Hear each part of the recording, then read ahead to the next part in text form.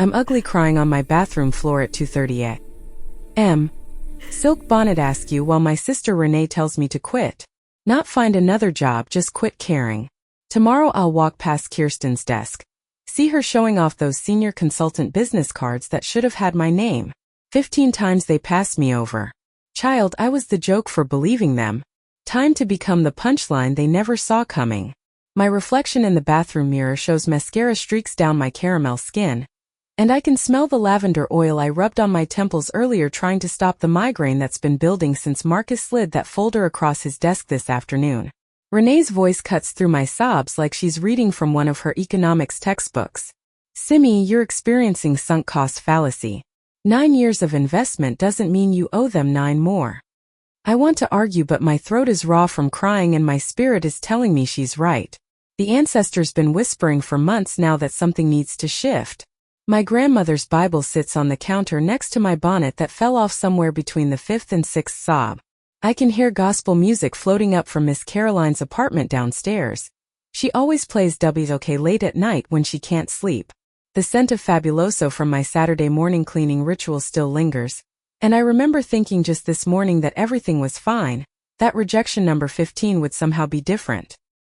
But to understand how I ended up on this bathroom floor in my Cascade Heights apartment, we have to rewind 12 months to when I still believed in fairy tales. Back then, I was Simone Baptiste, senior analyst at Pinnacle Consulting Group, and I genuinely thought hard work mattered more than politics. I'd wake up at 5:30 every morning, grease my scalp, lay my edges down perfect, and catch the MARTA from Bankhead Station to Midtown. The irony wasn't lost on me that I now worked in the same glass tower where my mama used to clean offices, but I wore it like armor. Pinnacle occupied 3 floors of premium space with views of the Atlanta skyline, and I'd built half their infrastructure with my own 2 hands. Marcus Webb hired me 9 years ago straight out of Spelman with my MBA, selling me dreams about diversity and advancement. We're different from those big firms, he'd said, his corporate smile stretching wide. We see talent, not demographics. I believed him because I needed to, because my mama had sacrificed everything to get me through college, and I was going to make her proud. That first year, I automated their entire client reporting system, turned a 3-day process into 3 hours. I saved the Henderson Health account when our project lead quit 2 weeks before launch, working 72-hour weeks to make sure every deliverable landed perfect. Marcus called me invaluable. Partners shook my hand. I thought I'd found my place. The first rejection came in my 3rd year. I'd checked every box they asked for: client-facing experience, leadership capabilities, technical certifications. I walked into Marcus's office expecting the senior consultant offer, but instead he gave it to Brody, a mediocre white boy whose main qualification was playing golf at Piedmont Driving Club with the partners. Next quarter, Simone, Marcus had said, that same practice smile I'd learned to hate. You're almost there. Almost. That word became my personal curse. I was almost qualified enough, almost leadership material, almost ready for the next level. 6 more times over the next few years, I watched them promote people I trained. Vivian couldn't build a basic dashboard without calling me, but she went to Harvard with our CEO, so she got promoted. DeMarco missed deadlines constantly, but he had that corporate swagger that made partners comfortable, so up he went. Each time Marcus would have some new requirement. You need more strategic thinking.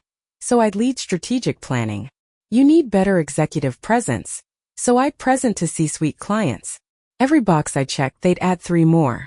My mama used to say, "Baby, some people will never let you win because watching you lose makes them feel powerful." I should have listened. The cultural dynamics were suffocating. I code switched so hard I barely recognized my own voice anymore. Crisp and professional with clients, carefully calibrated with partners, only letting my real self out during lunch with the other black women in the building. We'd meet at Pascal's sometimes, the old soul food spot that survived gentrification, and trade war stories over fried chicken and mac and cheese that tasted like Big Mama's kitchen. "Girl, they're never gonna promote you," my friend Tasha from accounting would say between bites of cornbread. "You're too good at what you do. Why would they move you when you keep the whole operation running?" But I kept trying because quitting felt like proving my mama's fears right. That these corporate spaces weren't built for us no matter how many degrees we collected. By year 7, my intuition was screaming. My spirit didn't take to how Marcus would take credit for my ideas in partner meetings, or how he'd schedule leadership lunches that somehow never included me, or how he'd praise my work ethic to clients but never in writing. I started documenting everything, every email, every project I saved, every client relationship I built. Something in me knew I'd need receipts eventually. Then came Kirsten. She walked into Pinnacle 10 months ago, fresh from Wharton with that entitled confidence of someone who'd never been told no. Within 3 weeks, she was Marcus's favorite. Within 3 months, she was presenting my analysis to clients. Within 10 months, she had the promotion I'd been chasing for 9 years. The 15th rejection happened on a Tuesday that felt like every other Tuesday until it shattered my whole world. Marcus called me into his office, the one with the Herman Miller chair I'd helped him pick out, in the space where I'd spent countless nights fixing his mistakes. He slid a folder across the mahogany desk, that practiced half-smile already in place. I knew what was inside before I opened it. Simone, we've decided to move forward with Kirsten for the senior consultant position. The words hit me like a physical blow. 15 times. 15 separate times I'd been deemed not quite good enough while training every single person who got promoted above me. She brings a fresh perspective, Marcus continued, like he was reading from a script. But listen, Q4 isn't our strongest quarter for transitions. I've already got your name at the top of the list for spring. The same lie he'd told me 14 times before, dressed in slightly different language. Something inside me cracked. I started laughing, not cute giggles but the kind of manic laughter that makes people uncomfortable, the kind that says I've finally snapped. Marcus's face glitched, his corporate mask slipping for just a second. Is something funny? He asked carefully.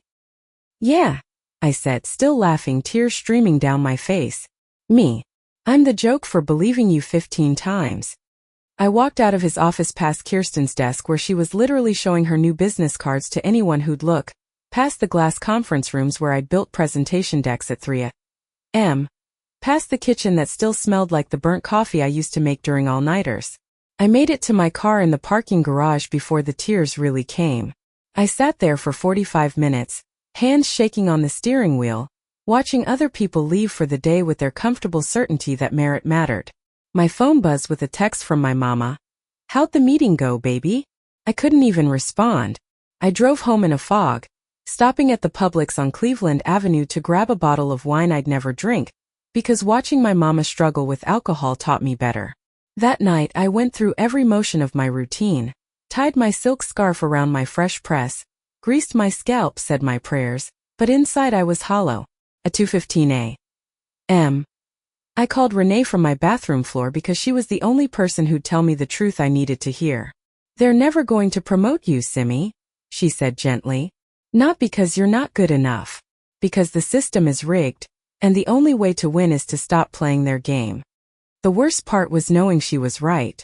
9 years of believing in meritocracy, of code switching myself into someone palatable, of shrinking to make others comfortable, all of it had been for nothing. Marcus and his partners had decided 9 years ago that I'd be perfect right where I was, and no amount of excellence would change their minds. So there I was on my bathroom floor, silk bonnet half off, listening to Renee tell me to quit caring while Miss Caroline's gospel music drifted up through the floor. But this time, instead of feeling defeated, I felt something else crystallizing inside me, clarity. Cold, calculating clarity. You're right, I told Renee, my voice steadying. But I'm not just gonna quit caring. I'm gonna make them wish they'd appreciated me while they had the chance. I spent the rest of that night building a plan. Not revenge exactly, something smarter. I pulled up every document I'd saved, every client relationship I'd cultivated, every system dependency only I understood. By sunrise, I had a map of exactly how much Pinnacle needed me and, more importantly, which clients had relationships with me personally rather than with the company. Over the next 3 months, I executed the plan with surgical precision.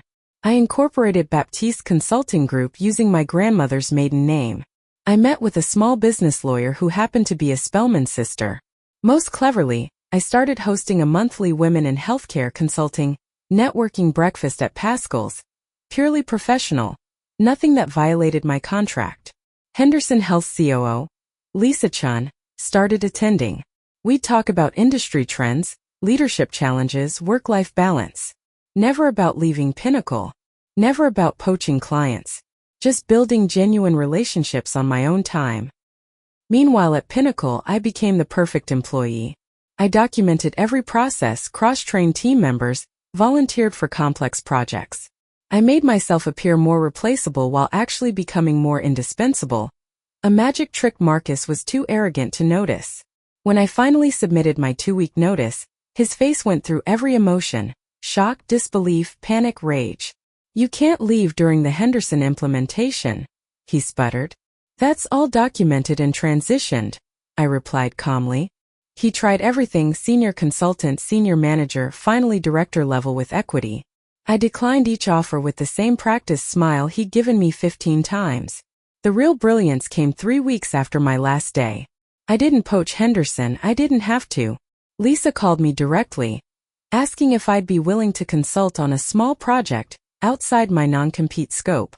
That small project became their entire consulting portfolio. When they saw the quality of work I delivered without Pinnacle's bureaucratic overhead. When they canceled their $1 million contract with Pinnacle, Marcus called me apoplectic. "This is corporate espionage," he shouted.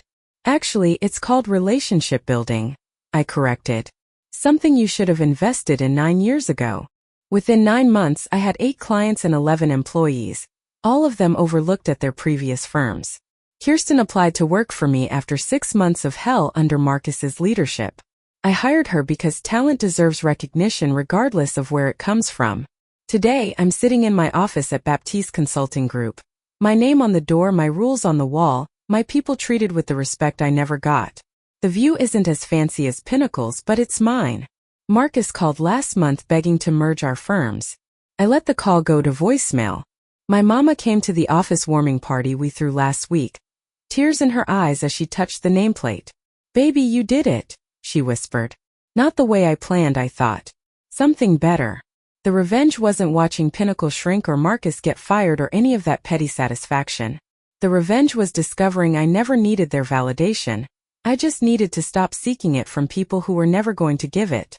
Sometimes the best payback is building your own table when they won't give you a seat, then watching them realize the whole game shifted without them. If this story touched you in any way, if it made you think twice or feel something deep, make sure you hit that subscribe button right now and drop a comment telling me where you're watching from. Let me know you out there. Your comment might be exactly what someone else scrolling needs to see today, might remind them they're not alone in whatever they're going through. Because that's what we do, we share our stories so somebody else can survive theirs, so the next person knows they can make it through too. So keep your circle tight, trust your instincts, and remember that every choice you make matters more than you think. You feel me?